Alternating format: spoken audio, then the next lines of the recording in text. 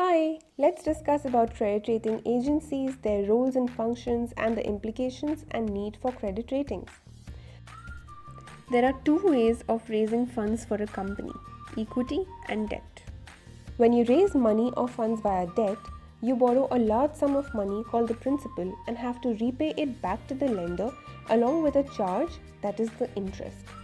This borrowed money is also called credit. But how would someone lend money to you without having an assurance that you can repay it back to them on time? What guarantees that you will not go back on your words? This is where the role of credit rating agencies comes into picture. Credit rating simply means giving a rating to the credit.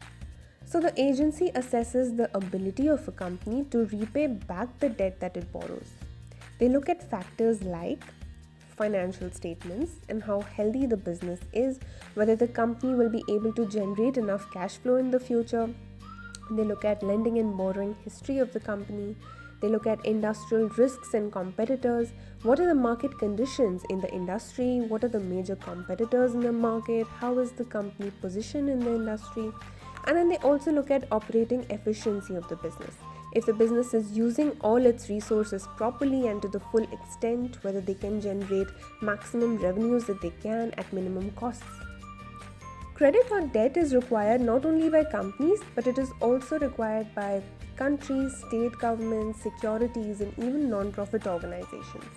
In the case of countries, the rating is given on the basis of factors like what is the potential for future economic growth? What is the level of existing government debt or borrowing? That is, how much debt does the country have with respect to its size in terms of GDP? What is the political scenario in the country? How is the governance, policy making processes? How effective and stable political institutions are? Typically, the ratings are given in letters ranging from AAA, that is excellent, to C and D. But depending on the entity, rating can also be given in numbers, words, or a combination of all these. A poor credit rating implies that the risk of default, meaning the risk that an entity does not repay the debt, is high. So when an investor wants to lend money to a business, they can look at both the company's credit rating, the country's credit rating, and then take an informed decision.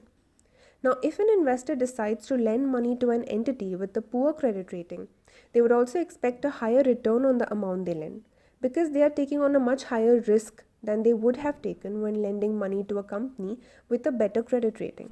A good credit rating ensures that the country continues to attract foreign investors and ensures continuous financing, like in the form of FDIs or foreign direct investment. In addition to the rating, the credit rating agencies may also give an outlook or the potential direction of a credit rating over the medium term, ranging from 6 months to even 2 years.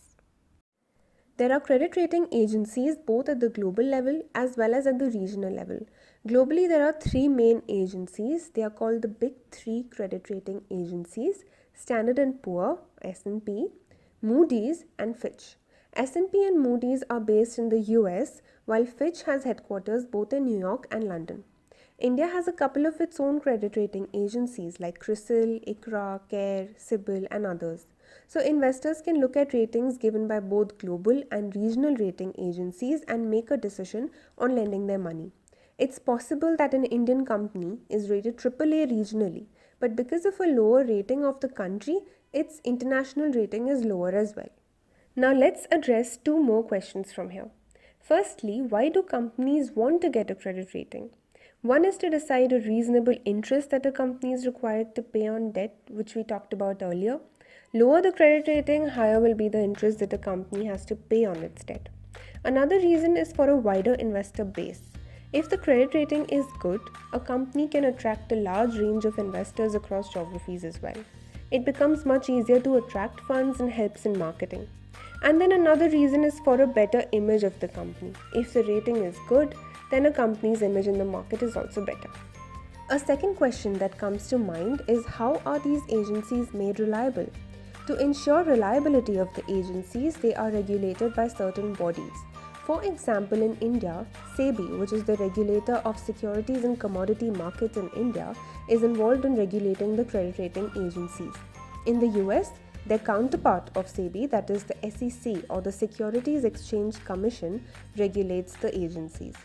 With this, I hope that you now have a better idea about credit rating agencies. If you want to know more about why the role of these agencies is important in the current context of the coronavirus pandemic and what are the things that you as an investor should keep in mind, please click on the link in the comment section below.